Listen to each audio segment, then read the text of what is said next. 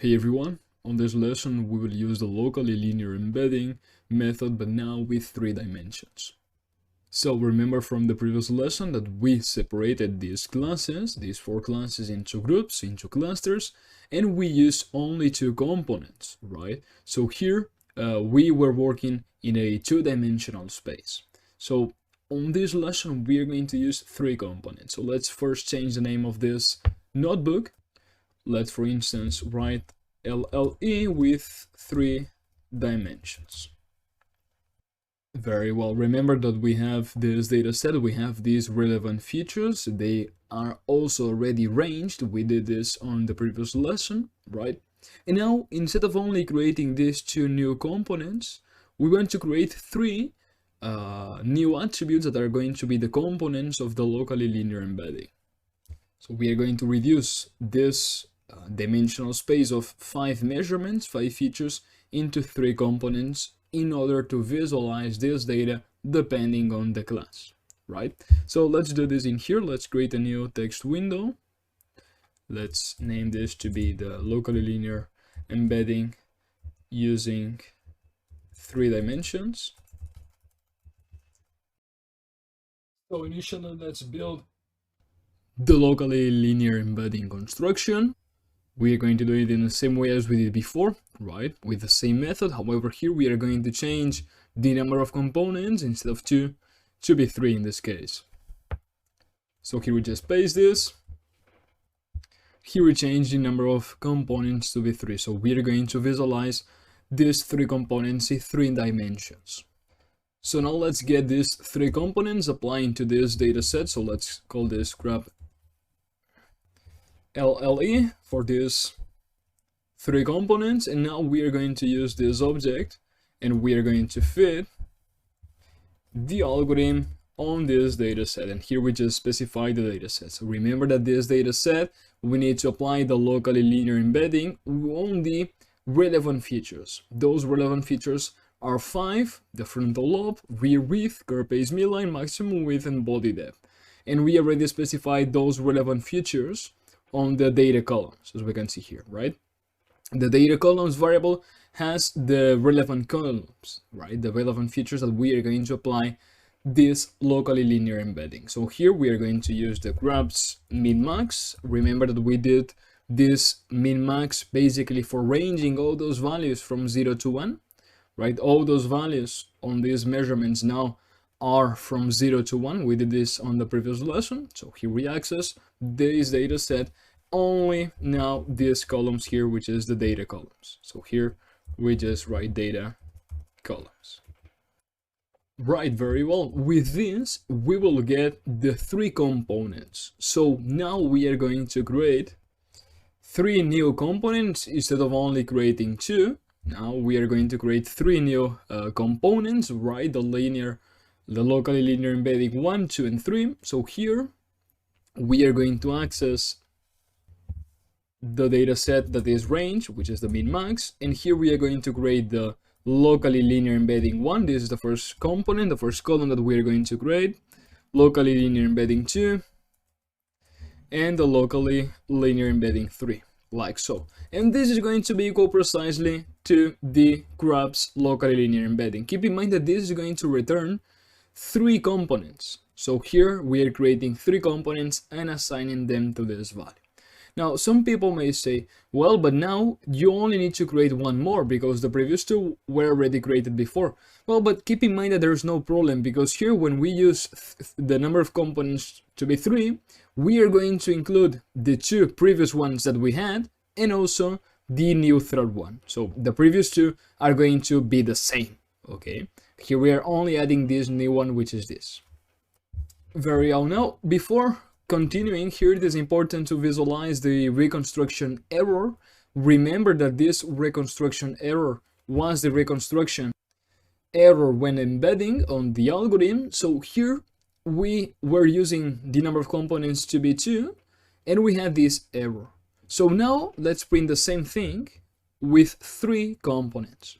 So it is not complex to see here that this error here is going to be different from the previous one, right? So let's run this. and see which reconstruction error we have. So we have here 1.52 times 10 to the power of minus 5, so in scientific notation. So as we can see, here we have to the power of minus 6, so this reconstruction error is smaller than this one, right? This is because we are using different number of components. In fact, we can change this 4 to just see the error. Okay, keep in mind that this line is going to be executed now. And like so, we have this error. So now let's say 5.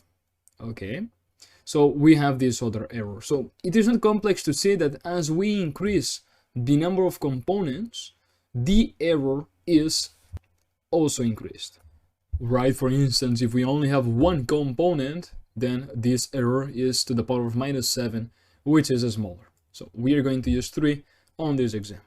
So we already have the reconstruction error. Now we are going to also execute this cell, right, in this line. Let's visualize these 3 new columns in the data set for now. So grabs, min, max, head. With this, we can see the first 5 elements. So let's run this. And now, as we can see here, we see these 3 components that we have created, right? We have here the component 1, the component 2, and the component 3. So this is working correctly. In the same way, when we come here and we go above, what is going to happen? Well, as we can see, the first column of the created component and the second one here, they are the same. Okay, they have not changed, they are the same because we are applying the same locally linear embedding algorithm.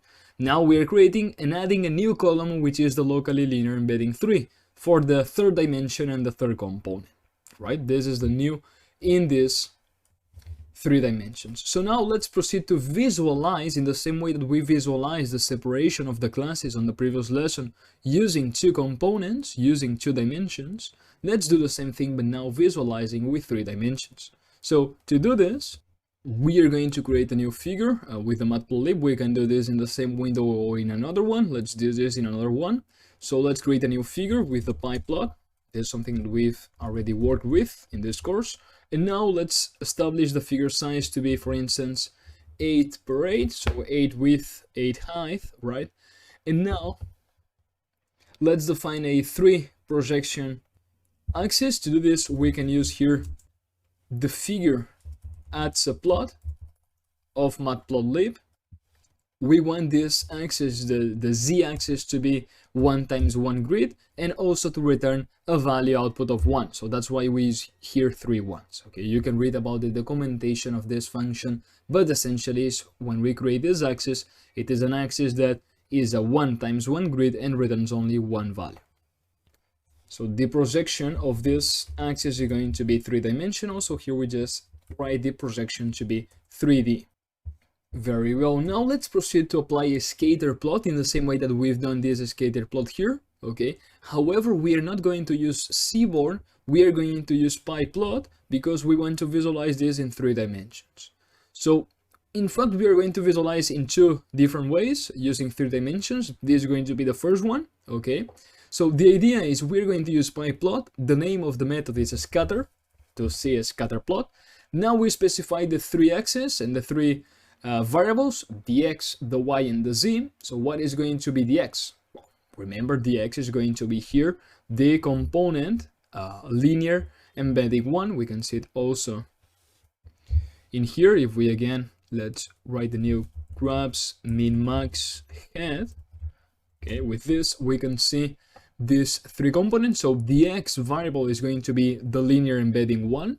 So here on the x, we just write grabs, min, max, and to access this column, we write a period and the name of the column. In this case, linear embedding 1, locally linear embedding 1, right? The y is going to be the linear 2. So here is min, max, period, locally linear embedding 2, like so. This is the second dimension, right? The linear 2, this one here. And now finally the z-axis, we need to specify the z, and this is going to be the grabs, min, max, locally linear embedding 3, right? Which is here this third dimension that we see here on this data set. Now, more options that we can set on the scatter plot. Since this is a three-dimensional plot, okay, we can define here the depth shade. Now, what is this depth shade in here? The depth shade. Well, this depth shade basically establishes that when we have the points in 3 dimensions, their opacity is going to be relative to their depth. So essentially, the point opacity is going to be relative to the depth of this point. By definition, this is set to true. We don't want to use this. We want all the points to have the same opacity, okay? The same transparency. So we are going to set this to be false. Okay, this is called the depth shade with lowercase, like so. And now finally here, the last argument is the colors of the points. So here, in the same way that when we plotted the two-dimensional view and the separation of these classes using only 2 components, we saw that the class blue male was blue, the blue female was orange, right? The green was for orange male and the red for orange female. So how can we do this same thing using 3 dimensions? Well, we specify this on these colors. So to do this, we will define a mapping, so a dictionary that for each possible value of the colors, we will have a given color in this scatter plot in 3 dimensions. So we are going to define this to be colors grabs, and here we are going to specify the colors for each class. So as we can see, to follow the same criteria, the blue male needs to be blue, the blue female orange, the orange male green, and the orange female red. So let's do this in here. On this dictionary, we are going to define that the class blue female is going to be yellow. So here we just specify Y. In the pie plot scatter, when you set the color to be Y, or just this, if you just use this, then all the points are going to be yellow. Okay, so here we are setting the blue female class to be yellow. Very well. In the same way, we set the blue male to be the color blue. Then we continue with the orange female class. This is going to be the color red. So as we can see, essentially, those classes are the keys for the dictionary, and those colors here are the values of this dictionary.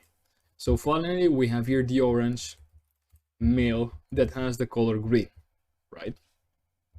And we end here the bracket for the dictionary, like so. So now we are going to define the colors depending on the class of this data. If a crab belongs to the blue female class, it's going to be yellow. If a crab belongs to the orange female, it's going to be red, and so on. So we are going to access the crab's data class. And here we are going to apply what is known as a lambda function. This is a function that is going to receive an argument x, and it is going to return the value on this dictionary colors grabs. So here colors grabs, and then here we just write x like this. So as we can see, essentially what we are doing here is this is a lambda function. This is a function that given one argument x, given a value, okay, or a string or anything, we are going to return, okay, the value in this dictionary for this key. So it is not complex to see that here the x are going to be the keys, blue female, blue male, orange female, orange male, and here what we are going to return are going to be the values for the keys. So y, or blue, or red, or green. So as we can see, we are going to access the class of this data. Once we have the class, we have this value x, the key. So given this value x, which is going to be the key, we are going to return the values, which is these values in here for the colors, like so. And with this, we can define the same criteria that we defined before using 3 dimensions. Very well, now the final argument that we are going to set here is the size of the markers. Basically, each point is going to have a marker size. Let's just say this size to be 800. Also here we must close the lambda function notation that we apply. Once we finish this parenthesis, here we add the last parenthesis to close the first one. Very well. With this scatter plot, now we can visualize in 3 dimensions the separation of the classes, which is precisely the objective of this practice. we are going to use the locally linear embedding technique using now 3 dimensions. So let's perform this visualization. Let's run this cell. And as we can see in here, okay, we have the 3-dimensional plot of the separation of the classes. We can see that the blue male crabs are the points, the data with the marker in blue. Then we have the class blue female that is in yellow. We have here another group. The orange female with this group in red, and finally the orange male to be here this group in green. So here we can see also these groups, okay, this grouping by class. So here essentially we are separating those crabs, those data with classes. Okay, this is a classification by class. So each of these features that we have here, okay, are relevant features, and we have reduced this dimensionality of 5 columns to only 3 components, so that we can see, because with 5 dimensions we cannot visualize this, right? So, but with 3 we can, and we can visualize this separation into groups. So as we can see here with the color in red, which is basically for the orange female, well, the crabs in red, the crabs that are for the class orange female, they have similar values for these features, okay, because they are in a group in this space. Then on the other hand, the ones in green, which are basically the orange male, they will also have similar features for these features here. They will have similar values because they are all grouped in the same space. And the same for the yellow that represents the blue female, and for the red or the blue that represents here the blue male. So essentially we are separating these crabs in 3 dimensions, and each crab is divided onto its class, and we can conclude from this visualization that depending on the class of this crab, then the crab is going to have specific values for these features here, for the measurements, right? So if we take a crab from one class and a crab from another, okay, the values that they have is going to differ more than if we take 2 crabs of the same class. If we take 2 crabs of the same class, then we're going to have similar values for the features. So we can see this separation in 3 dimensions in this way. We're going to also see another way of visualizing in 3 dimensions this separation using Plotly Express, and this is another module of the Plotlib library in Python. The Plotly library in Python is an interactive open source plotting library that supports many tools and charts covering a wide range of statistical, financial, geographic, scientific, and 3-dimensional use cases. So we are going to plot the same thing, and it is the same algorithm. We are not going to change the algorithm, okay, and neither the construction. It is the same algorithm with the same 3 dimensions, but instead of using the common matplotlib library to plot it, we can use the Plotly Express, and we can do it in a very shorter way. So here it is also important to understand both ways. So if you want to do it in a short way, you can as well, if you have a scenario that you don't need to specify too many things, right? So here we are going to use with the Plotly Express. So let's first import this module of this library. So the library name is plotlib, so import plotlib. The model is express, so we add period express, and we are going to import as px for Plotly Express. So let's run this again. We update this code cell, so now the notebook is up to date and we are ready to use the Plotly Express model. So now if we want to plot the same thing in a very shorter way, one way to do is to create the figure just with the plotlib method, which is the scatter 3D. This is a method of the model Plotly Express that allows us to create directly a scatter plot. We only need to specify the 3 dimensions and then the color that in our case is going to be the class. So the X is going to be here the component 1, right? The Y the component 2, and the Z the component 3. So The first argument is to specify the data. So here the data is going to be the grubs min max, which is all in the same range. The x is going to be the locally linear embedding 1. This is the first component. The y, locally linear embedding 2, right? The second component, this is the second dimension. And finally the z, the third component, locally linear embedding 3, like this. Finally the color. What is going to be the color of this scatter plot? Well, the color of the data is going to depend on the class. So here we can just write color is equal to the class.